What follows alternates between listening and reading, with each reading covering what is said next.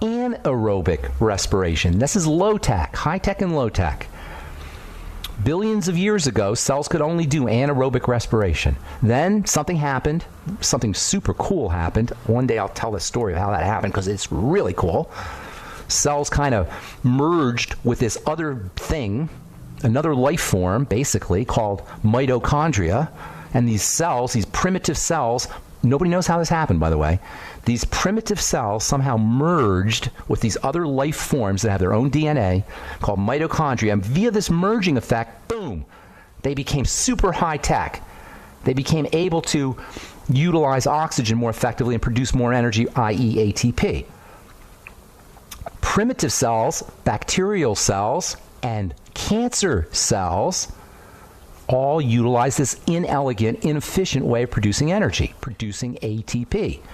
You get almost 20 times the ATP, you get 18 times the ATP from the high-tech production of energy versus the low-tech production of energy, and thus the problem. The second inelegant, low-tech form of deriving energy is experienced every time you feel the burn when you go to the gym. When you go to the gym and you work out or you run or whatever it is, and you put so much stress on your muscle cells that they run out of oxygen, they click in to anaerobic respiration. They click in to this inelegant form of getting oxygen, or of getting energy. They click into this inefficient ATP production. They produce 18 times less energy. And one of the byproducts of this inefficient, inelegant form of obtaining energy, this low-tech form of obtaining energy, one of the byproducts is acid, lactic acid specifically. Lactic acid is a byproduct of this anaerobic, inefficient way of producing energy. That's why you feel the burn. And this is really cool. This is how amazing the body is. Lactic acid stimulates growth. That's why if you feel the burn, you get more muscle. Lactic acid stimulates growth. It's almost like a hormone itself. Lactic acid turns on growth hormone. Lactic acid turns on all the growth factors. It's like the body says, okay, we need to grow. We got a problem here. We're burning through too much oxygen. We got to get more muscle cells. We need to get bigger and stronger and better. This is why quick bursts of anaerobic respiration, quick bursts of this inefficient, low-tech way of obtaining energy. Where the heck? Oh, jeez. You're gonna have to deal with that sound because I don't know where my phone is. But anyway, this inefficient way of dealing with of producing energy that produces acid stimulates building. It stimulates muscle development. That's why you want to feel the burn. The problem is when a cell is doing this inefficient way of obtaining energy repeatedly, chronically, over and over and over again, it can't deal with it. That's where we run into issues. If you've ever worked out to the point where you've experienced this burn, you've experienced what it's like in the environment of a cancer cell. That's why acid, by the way, is associated with cancer. All right, I'm Pharmacist Ben. 844-236-6010 is our number. We'll be back right after this.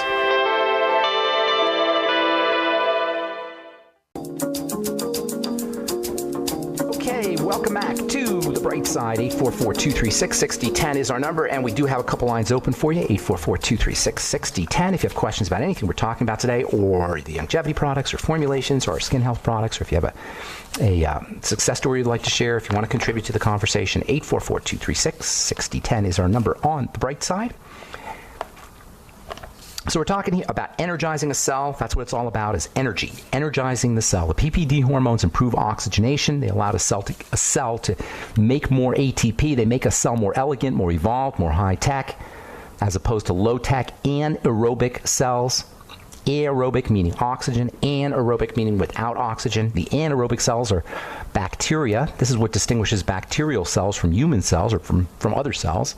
Bacterial cells are very, very primitive cells, and they can only get very tiny amounts of energy. This is why they have to divide so rapidly. That's a very important clue right there. Bacterial cells divide so rapidly because they're inefficient, because of their inefficient use of oxygen. They're anaerobic. How interesting. And by the way, not all bacteria are anaerobic. But some bacteria are anaerobic. They produce less energy. They divide very rapidly. Cancer cells are likewise anaerobic. They divide very rapidly. What distinguishes these primitive cells from these high-tech cells is this thing called mitochondria. Somehow or another, nobody knows how this happened, but billions of years ago, cells, bacterial cells, ate mitochondria or somehow connected with mitochondria. The theory was that they ate mitochondria, but nobody's really sure 100% how it happened. But the theory goes, or one theory goes, that the primitive cells ate the mitochondria. And eventually, they started to form a symbiotic relationship. The mitochondria were another type of bacteria that could utilize oxygen. And between the two, the symbiotic relationship occurred where cells could now utilize oxygen more effectively. And this was the birth of the cell, the birth of the they call them eukaryotes. That's the technical name, eukaryotes, the high-tech cell, we'll call it. This is how the high-tech cell developed. The low-tech cell ate this substance, this thing called a mitochondria, which was a type of bacteria, according to the theory. And now you had a high-tech cell, an aerobic cell. A cancer cell is an anaerobic cell. It's a cell that functions under a lack of oxygen. That's pretty much all you need to know about cancer, at least to prevent its occurrence. It's all about the production of energy from oxygen. All right, got so much more to say. Tomorrow we'll continue talking about our PPD hormones, how they work, why you need them, what you want. I also want to get to, hopefully tomorrow, maybe the next day, we'll get to a really interesting health challenge that women deal with, millions of women around the world deal with, called endometriosis. We're going to spend some time talking about that because that involves not surprisingly, that involves the steroid hormones as well. Okay, 844-236-6010 is our number. Let's go to Robert in Las Vegas. Good morning, Robert. What's up? Hey, good morning, Ben. Thanks for taking my call. Appreciate it. Good morning. Once again, you've outdone yourself in the display of your obscene knowledge, and you're just a stinking savant. What can you say? Oh, nice. Thank you. I appreciate that. I don't know if I like the stinking part. I don't know about that, but all right. I'm sure you got good personal hygiene. What's going on? Are you a chemist? Hey, Robert, are you in the chemistry business at all, or the biology business? Good Lord, no, I'm not that smart, Ben. Okay, no, you don't have to be that smart. I'm not that smart either. I just like chemistry. All right, but what's going on? How can we help you? But at any rate, we had an interesting article recently in my local paper, the Review Journal, Las Vegas, about tonsillectomies, which, as you know, when we were youngsters, was really big and in vogue. Since then, in the ensuing 2.5 decades, not near as many are being done. That's true. And That's true. I guess reasons were they were worried about tonsillitis, strep throat, whatever. But I know that you talk at length about the body not being vestigial. Everything there is there for a reason. God Correctamundo. Yes, sir. They all serve a purpose. So that then begs the question, why does Ben, why does anyone need tonsils? Tonsils are part of the lymph system. They're incredibly important. They're part of the ways the body protects itself from, think about the area the tonsils are in, right? They're right where the food enters the body. They're extremely, extremely important, the lymph system in that area.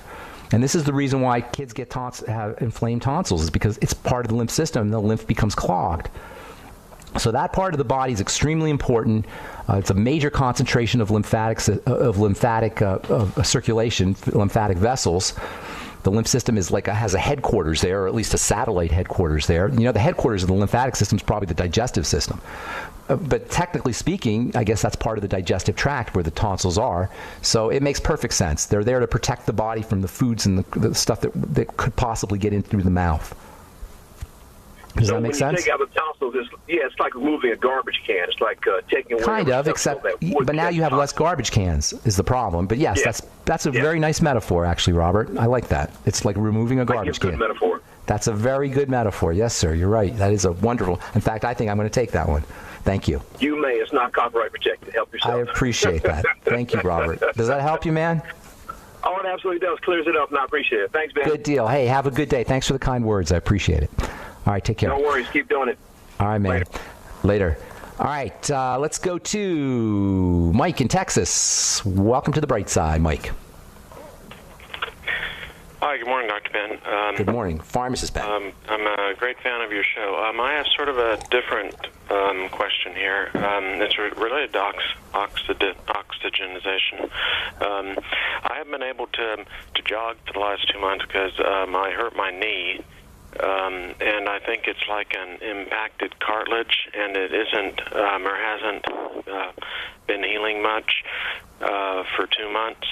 And I had this problem earlier, like 8 years ago, and the doctors there had a very different strategy than the doctors here. Where's there and here? Two strategies would be immobilizing with a brace, so that the knee cannot make the 45-degree angle, which seems to aggravate it. Or the other strategy being don't put a brace on it and just do certain knee exercises. Yeah, you want help with that? It kind of depends. It kind of depends. It kind of depends on the severity of. Hang on just a second, Mike. Better, and it hasn't been getting better. Well, hang on a second, Mike. I get the pic. Mike. 8 or so weeks. Mike. Can you hear me, Mike? Yes. Okay. So yes. Here let's cut to the chase, because I get the picture of what's happening. Okay.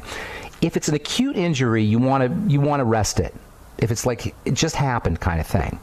If it's the kind of thing where it's been going on chronically, or it happened a long time ago and now you're starting to get better, you want to exercise it. You see what I'm saying? If it's acutely injured, you need to rest it. If it's inflamed, the inflammation needs to go down. You don't want to exercise an inflamed knee. So I don't know what you got going on in there.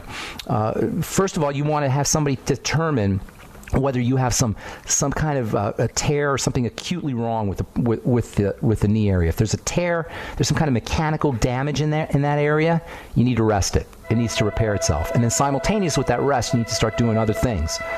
If it's the kind of thing it's like a chronic inflammatory process, or maybe it's some tissue deterioration, not an acute tear, then you can exercise it to rebuild it. So hang on and I'll tell you some ideas, okay? Don't go away. We've got to take a break. I'm Pharmacist Ben. You're listening to The Bright Side on the Genesis Communication Network. We'll be back after this.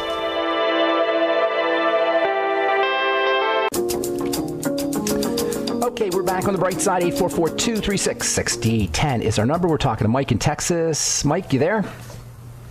Yes, sir. Okay, so it kind of depends on how acute the injury is. If it's a tear, something you did something recently and it's never healed up, that's one thing. You definitely want to rest it at that point and give the body a chance to recover in conjunction with doing nutrition, which I'll tell you about in a second here. And then secondly, if it's kind of a deterioration, like a general fraying, or the sign of long-term toxicity, you have other health challenges, then exercising can be very helpful. So it kind of depends on the condition itself. Does that make sense? Yes, I haven't had an MRI yet, so you'll have to see if there's something significant in there. You want to rest it, but you can do a lot of things nutritionally. However, okay, for one thing, digestive enzymes can be very helpful. Taken on an empty stomach, I'd be taking a lot of them, by the way. Digestive enzymes have wonderful anti-inflammatory effects. Vitamin E is also very helpful. 400 international units of vitamin E a day. And this is true for anybody working out, too, by the way. All these are anti-inflammatory. Alpha-lipoic acid is another one, 400 milligrams a day of alpha-lipoic acid. I'd be doing magnesium, a couple thousand milligrams a day. I'd be getting on the Healthy Start Pack. I'd be watching out about doing too much oils and fried fats, which are incredibly inflammatory. That's what Dr. Wallach always talks about. You know what I'm saying? Like vegetable oils out of the bottle, that kind of thing. You want to be very careful about that. And then, and that's one of the reasons why vitamin E. That'd be the same for olive oil? You know, if it's super fresh and it's in the fridge and it's in a dark bottle, there are some benefits probably, but you just got to be really careful. All vegetable oils. That's what Doc always talks about. And I'm not 100% on board with the idea of avoiding oils entirely, because I've seen so much benefit. I've witnessed the benefits that people get from them. But the point is very, very important, and that is they're highly unstable and highly inflammatory. Okay? Also glucosamine, chicken soup, bone soup, whey protein. Probably a good idea to do some glutathione building with glutamine powder, a little extra glutamine powder. Keep your sugar down. It's basically all the strategies we're talking about all the time. Respirate, making sure you're using sugar metabolizing nutrients, cell energizing nutrients, the B complex in particular. B complex, the reason the B complex is so important, by the way, and so multifunctional is because it's the key element in energy production from oxygen. Oxygen, and this is simplistic, but basically oxygen plus the B vitamins equals energy. There are other factors. Yes, I know sulfur is important, coenzyme Q10, etc. But basically, when you're talking about oxygenation, you're talking about the B vitamins. So you want to make sure